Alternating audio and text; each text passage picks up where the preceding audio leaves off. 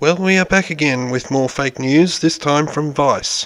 And just before I get started on this article, I love how they advertise this anti-gun movie Sloane on their page too.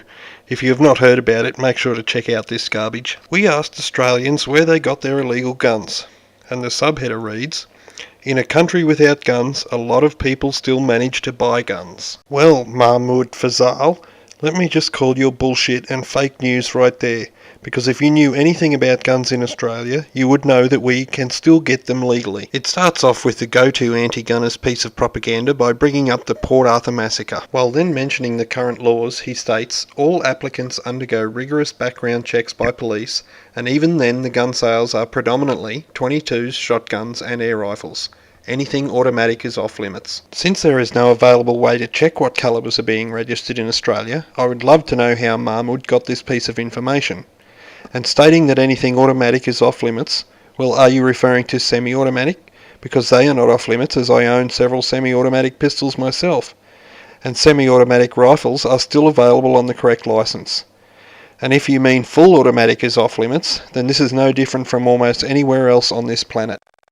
Despite these restrictions, plenty of criminals and collectors still manage to find workarounds. In fact, recent research conducted by the ABC and Fact Check had suggested that although the rate of firearm suicide had already fallen 67% since 1996, the reforms didn't have as much of an impact on firearm homicide rates. This is a total misrepresentation of this study by ABC and Fact Check.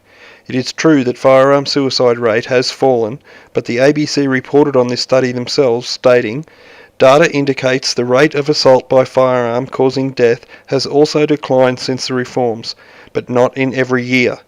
However, both suicide and homicide rates of all kinds have been steadily declining for the past 30 years, and has no significant impact from the gun reforms introduced in 1996. Next, Mahmoud goes on to study the standover man, the gun collector, the drug dealer, and the far-right militia guy, who he claims to have interviewed, which I find highly unlikely. Each one has their own little story of how they got their firearms, but they all seem questionable at best.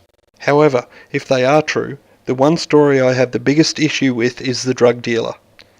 Mahmoud states he owns a illicit pharmaceutical business, with his hand in the manufacture and distribution of party drugs. Illegal drugs kill approximately 2,200 Australians per year, which is about 6 per day, and no matter how you look at it, this is a far worse problem than any gun-related deaths in this country. I find it highly offensive that Mahmoud could use this person as a contact for stories that suit his anti-gun agenda, and continue to let him run this business that kills people and ruins even more people's lives than it kills. I hope you sleep well at night, Mahmoud, knowing how many innocent Australians die because you choose not to inform police of what this drug dealer is doing. You can find links to the original Vice story, the ABC Fact Check article, and data on drug overdose numbers in the description.